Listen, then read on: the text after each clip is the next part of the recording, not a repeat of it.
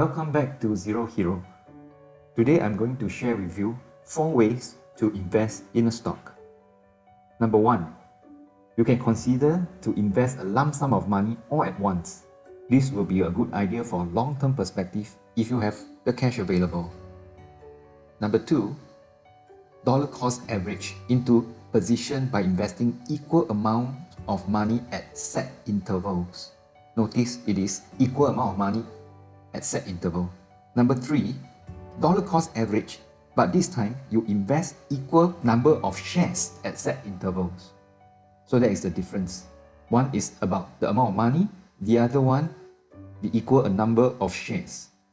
Finally, it will be investing in stocks you like whenever you want. For beginners, it will be good to have a plan. The idea behind this is to take the emotion out of the equation. If we do not have a lump sum of cash to invest, or worried about the stocks might get more expensive later on, feeling FOMO, the fear of missing out, dollar cost averaging is a good method to exercise. Sometimes we may feel that we are controlling the market. Whenever you buy something, the price dips. Whenever you sell it, the price surges. If you feel this way, dollar cost averaging is the method to use. So before I share with you how I practice dollar cost averaging on a potentially high growth stock, I'll appreciate it if you can click on the like and subscribe button below. So before we begin, I wish to highlight that Zero Hero is not a financial advisor.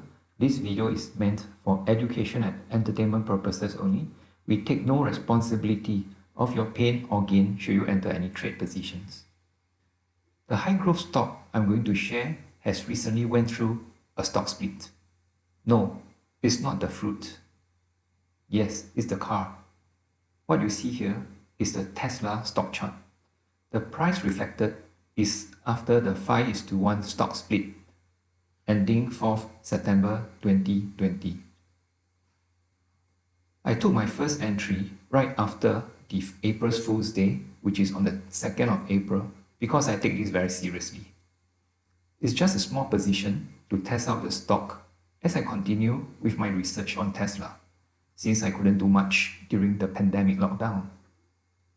2 weeks later, I entered my biggest position to date after gaining more confidence and knowledge with this company. Thereafter, I employed the DCA strategy, dollar cost averaging, by investing equal amount of money over regular intervals for my 3rd, 4th, 5th, and 6th trade, ending last Friday, 4th September at $380. Right now, I do see a strong support at about $350. Tesla is a highly volatile stock, so I believe DCA could be a very useful way to stay invested. The recent 5-for-1 stock split allows small-time investors like myself to invest long-term in Tesla. Can you imagine paying $2,300 per share, which can be quite a challenge to many? We witnessed a phenomenal growth year on year for Tesla. Tons of Tesla bears feels that it's a hype with poor results and ultra-high PE ratio that is bound to collapse. They employ the traditional way of stock analysis to evaluate Tesla, thinking it is just another automotive company. Tesla bulls, on the other hand, are buying into the future growth potential, which only time can tell. Cathie Wood, the CEO and CIO of ARK Invest, has predicted the returns of Tesla in 2024. From the chart based on pre-stock split, not divisible by 5 yet, was a staggering $15,000, which translates to about $3,000 in today's price. I'm sure Tesla bulls love her $3,000 too. Elon Musk reminds me of Steve Jobs. My first power Macintosh cost close to $3,000 with only 1.3 gig hard disk and 256 MB of RAM. Those were the days of floppy drive, CD-ROM, and the boxy CRT monitor. With massive adoptions over the last 2 to 3 decades, we see the price of Apple computers cut by half.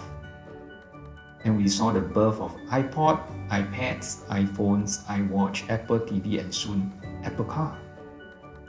I believe the same is happening to Tesla cars now. It will get cheaper over time, while their full self-driving capability will be sold separately. But don't worry, batteries are included. Its AI will consistently learn from the billions of mileage from our daily driving environment as driver experiences are captured as big data. It will periodically update the software built in your car remotely to enhance the autopilot system. In this way, Tesla will be selling cheaper cars and monetize on their disruptive AI technology, thus keeping the value of their cars.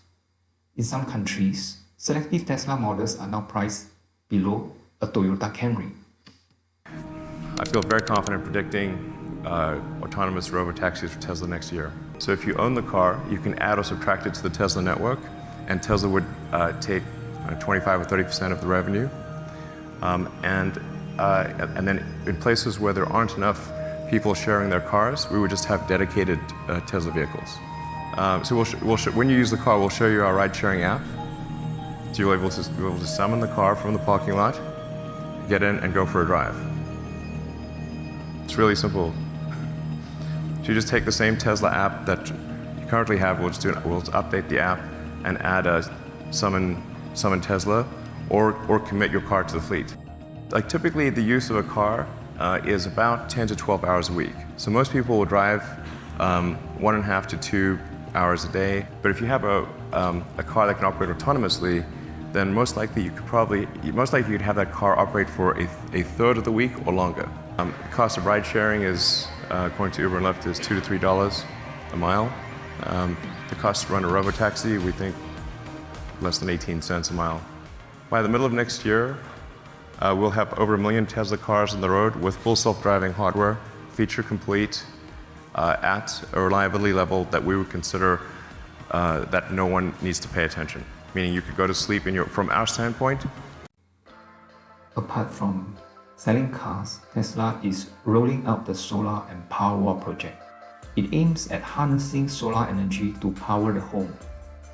When additional power is required within the home, it can pull from the utility grid. Powerwall is charged by solar during the day when solar panels are producing more electricity than home is consuming.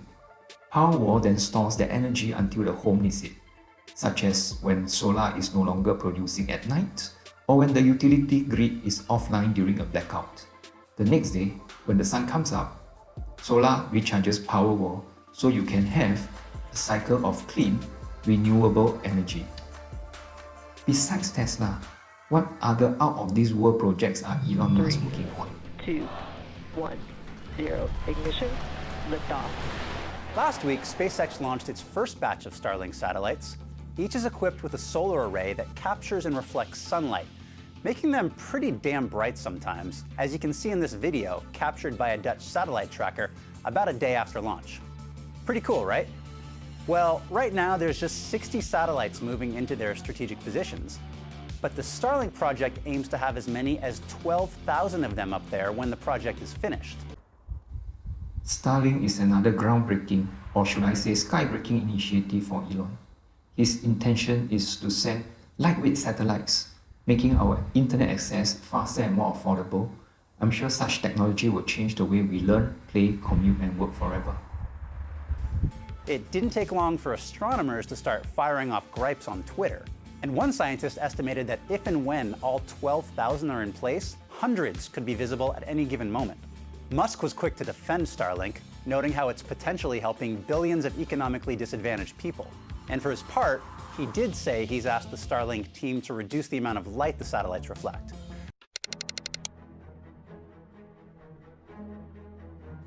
So is Elon a genius trying to fulfill his childhood dream in planetary travel, or is he an alien trapped on Earth waiting to return home?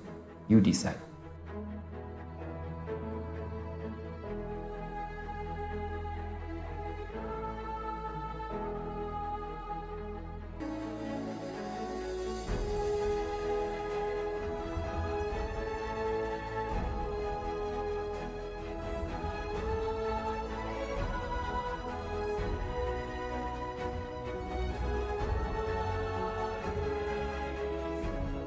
Earth-Mars synchronization happens roughly every 2 years. So every 2 years there's an opportunity to fly to Mars. So then in 2024, we want to try to fly 4 ships, 2 of which would be crewed, and 2 of which, two cargo and two crew. The goal of these initial missions is to find the best source of water. That's for the first mission. And then the second mission, the goal is to build the propellant plant.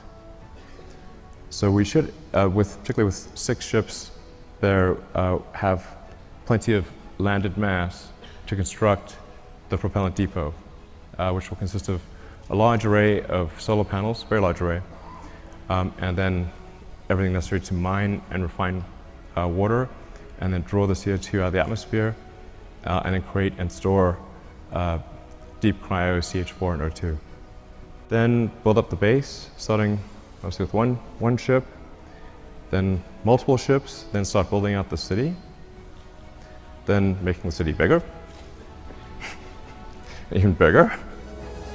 Falcon Heavy is configured for flight. T-minus 15, stand by for terminal count. SpaceX Falcon Heavy, go for launch. 10, 9, All systems go. 8, 3, Side booster ignition. 6, 5, 4, 3, 2, 1.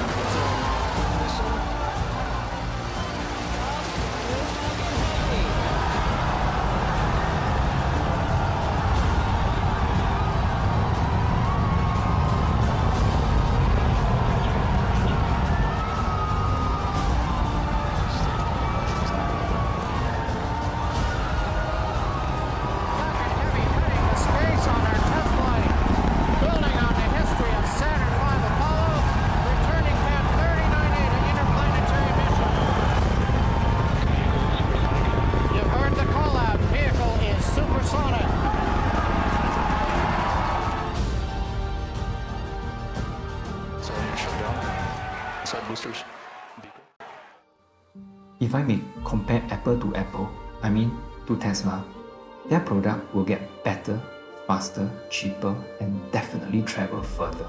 I'm not sure how far Tesla could bring us forward, but the sky is no longer the limit.